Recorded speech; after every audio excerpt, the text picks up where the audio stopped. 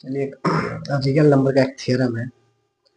Theorem क्या है कि if A and B are positive integers हो, ए और बी क्या हो पॉजिटिव, सच दैट क्या हो, वही यूक्लिड जो कॉन्सेप्ट हम लोग पढ़े थे उसी के बेस पे है।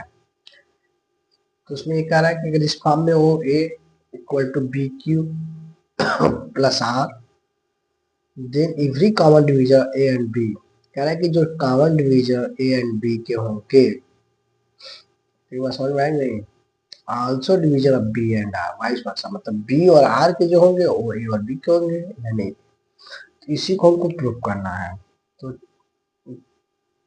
तो मैं यहाँ पे प्रूव कर चुका हूँ, बस डिस्क्राइब करूंगा फिर एग्जांपल लेके एक बार एक्सप्लेन करूंगा। तो चलिए मैं यहाँ पे कलर चेंज कर लेता हूँ, कौन सा कलर है, कलर कौन सा, व्हाइट कलर, व्हाइट कर लेंगे तो क्या होगा, कोई दिखाई नहीं देगा, कोई दिखाई नहीं देगा, सॉरी सॉरी, कंप्लेन, अच्छा ये तो कलर चाहिए, ठीक है,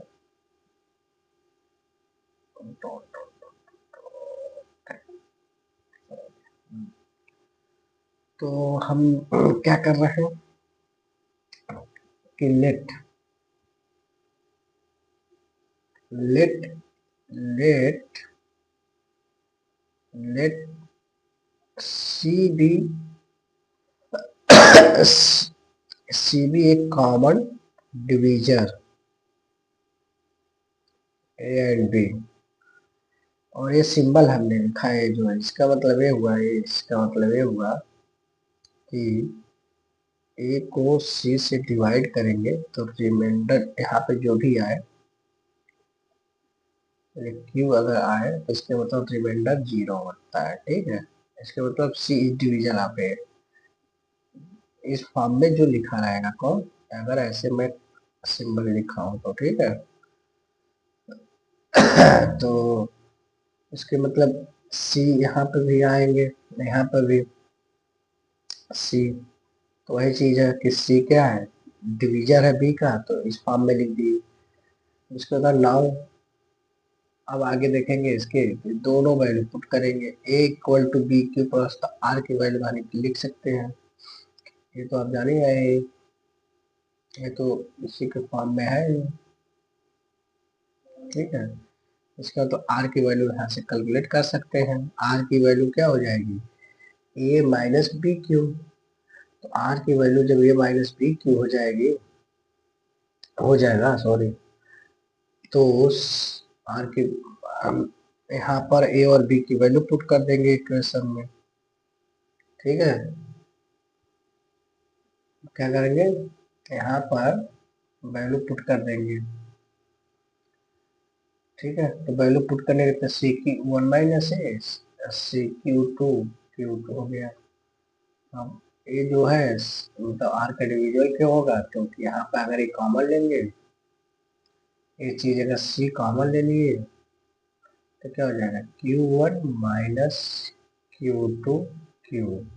अब हम जानते हैं अगर 6 इक्वल टू 2 into 3 लिखे, इसके मतलब अगर 6 2 से भी डिविजिबल है और 3 से भी डिविजिबल है, यहाँ पर ये फैक्टर फॉर्म में है, फैक्टर फॉर्म का मतलब क्या हुआ है, फैक्टर फॉर्म में है, फैक्टर फॉर्म में है तो सी से आर जो होगा सी से भी डिविजिबल होगा और इससे भी डिविजिबल होगा, इसीलिए यहाँ पे हमने क्या कर दिया है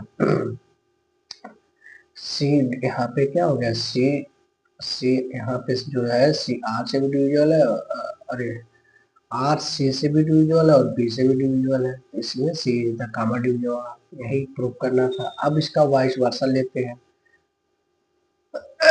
तो हमने वाइस वर्सा लेने के मतलब क्या हुआ कि डी जो लेंगे, यहाँ पर डी लिए, डी क्या है, एक कॉमन डिविजिबल लिए हैं किसका, बी और आर का लिए हैं, ठीक है।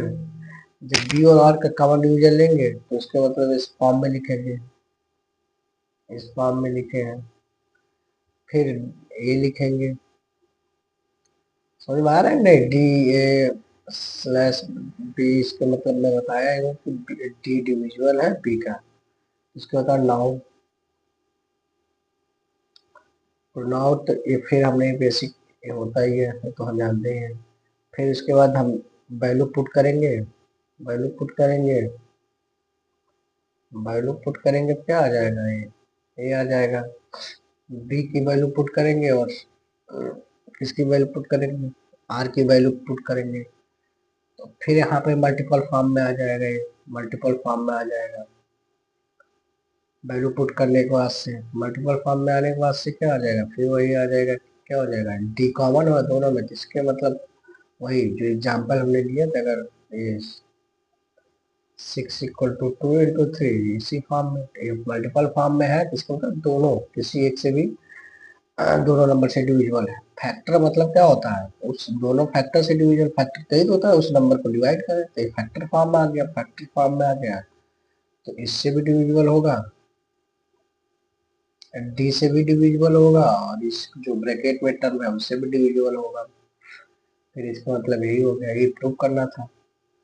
ठीक है, अब एक क्वेश्चन लेके हम सॉल्व करते हैं, क्वेश्चन लेके सॉल्व करते हैं। ठीक है, क्वेश्चन सॉल्व करने में देखते हैं क्या प्रूफ होता है नहीं होता है। जैसे मान लीजिए क्वेश्चन है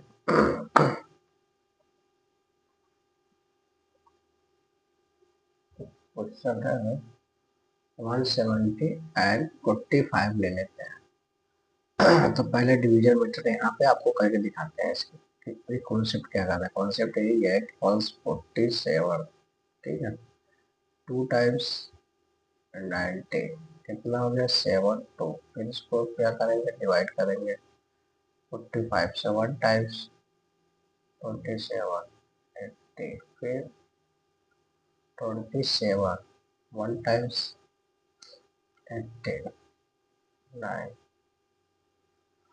8 2 9 80।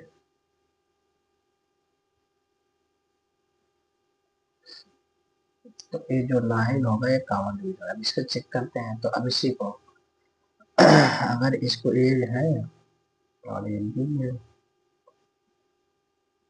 तो A equal to P Q plus R के फॉर्म में लिखेंगे। ठीक है, A equal to B plus R के फॉर्म में लिखेंगे।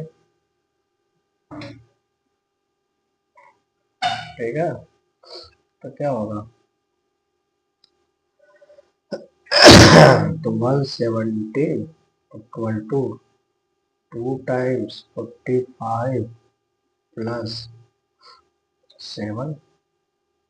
ठीक है, अब 45 को लिखेंगे, जो इसमें नंबर आएगा अब इसको लेंगे और ए लेंगे, इसको बी, तो इसको लिखेंगे तो क्या हो जाएगा? 27 इंटू 1 प्लस 18। फिर अब इसको लिखेंगे 27 को, 27 इक्वल टू 18 मल्टीप्लाई बाई 9। अब 18 को लिखेंगे क्या? 9 इंटू 2। इससे होता है 9 से क्या है? नंबर डिविजन है, तो 9 से सारे नंबर डिविजिबल हो गए। 177 भी डिविजिबल है और 45 भी डिविजिबल है। यही इस रूल का कॉन्सेप्ट है। इस पे तो आप इजीली हम लोग सॉल्व कर सकते हैं एचसीएफ निकालने में। अगर दो नंबर गिवन है तो उसका एचसीएफ फाइंड आउट कैसे करते हैं, ये दोनों मेथड अप्लीकेबल है। एचसीएफ में डिविजन मेथड है जो सिंपल होता है, और एक जो हम थ्योरम पढ़े हैं उसके लिए है। तो ये मेथड एचसीएफ में भी निकाला जा सकता है, निकालते हैं। ठीक है, एचसीएफ कैलकुलेट करने में भी इस मेथड का यूज कर सकते हैं। तो एक बार ओवरव्यू करते हैं इस टॉपिक का, उसके बाद से लेक्चर को फिनिश करते हैं। तो हम प्रूफ क्या किए हैं? कहा है कि अगर ए और बी टू पॉजिटिव इंटीजर है और किस फॉर्म में है कि A equal to B Q plus R के फॉर्म में है, तो हम ये कह रहे हैं कि अगर ए और बी का जो कॉमन डिविजुअल होगा, इसका मतलब ए और बी जो होंगे उसका अगर कोई कॉमन डिविजुअल, मतलब इन दोनों को कोई ऐसा नंबर जो इस नंबर को क्या करे? डिवाइड करे, तो बी और आर के भी वही कॉमन डिविजुअल होंगे, यानी वाइस वर्सा। अगर बी आर का है तो ए और बी का होंगे। हमने कहा लेट मान लेते हैं एक सी भी कॉमन डिविजिबल है किसका, ए और बी का, ठीक है। तो उसके बाद से हमने इसमें बताया गया है कि अगर ए और बी को एज्यूम किया गया है कि कॉमन डिविजिबल है सी, तो सी, ए को हम लिख सकते हैं सी इंटू क्यू फैक्टर फॉर्म में, बी बी को लिख सकते हैं सी इंटू क्यू टू फैक्टर। अब नाउ अब ए इक्वल टू इसकी जगह पे जो दिया गिवन है equal to B Q plus R, इसमें ए और बी की वैल्यू पुट करेंगे, सब्स्टिट्यूट करेंगे, तो जो आर की वैल्यू आ जाएगी ये आएगी इस फैक्टर फॉर्म में आ जाएगा, ठीक है। तो इस फैक्टर फॉर्म में नोट डाउन फैक्टर फॉर्म में इसको सी कॉमन हो जाएगा तो इस ब्रैकेट में आ जाएगा Q1 माइनस Q2 Q। तो इसके मतलब ये हुआ कोई फैक्टर फॉर्म में है दो चीजें हैं, तो इसके मतलब उस नंबर को डिवाइड करना है, डिवीजन है, इसलिए कॉमन फैक्टर हो गया। इसका कन्वर्सेशन मतलब अपोजिट में जो करना था, तो लेट डी भी मान लिया, अब सी ने अब कोई भी मान सकते हैं, अब थोड़ा यहाँ पे ए बी सी डी ऐसे फॉर्म में चल रहा है इसलिए हमने डी मान लिया, एक्स वाई भी ले सकते हैं। तो डी मान लीजिए कॉमन डिविजन है किसका, बी आर का, तो देन क्या हो जाएगा B equal to R one D, R equal to R two D. अब यहाँ पे जो इसकी वैल्यू है इसमें पुट करेंगे equal to B Q plus R में, फिर बी क्यू प्लस आर में जब वैल्यू पुट करेंगे तो ए की वैल्यू ये आ जाएगी, यहाँ से कॉमन डिवीजन का फॉर्म में आ जाएगा, फिर ये हो गया फैक्टर फॉर्म में। फिर इसी चीज को हम बता सकते हैं D a common division A and B का। तो एक क्वेश्चन है इस पे हमने सॉल्व किया कि एक मान लीजिए 117 एंड 45 है, तो इसमें वही बताना है कि कॉमन डिविजन के फॉर्म में बताना है कि इसका यूज कहाँ करते हैं। तो हमने इस फॉर्म में लिखा, तो अब जो भी होगा तो इसी फॉर्म में लिखते जाते हैं, जो एक क्यू होता है हमेशा उसको नेक्स्ट फॉर्म में चेंज करते जाते हैं। तो मैं क्या बताया इसमें,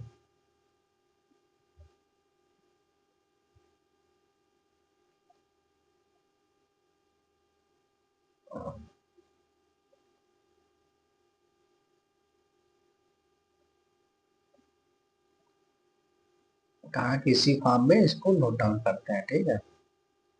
तो ये 47 आया, 117 इसके फॉर्म में लिखे, 45 इस फॉर्म में, ठीक। तो अब फिर जो ये 45 है ये जो नंबर है, अब यहाँ पे फिर ए के प्लेस पे इसको लिखेंगे और 27 के फॉर्म में इसको कन्वर्ट करेंगे, ये आ जाएगा। फिर यहाँ पे 27 जो होगा उसको इस फॉर्म में लिखेंगे,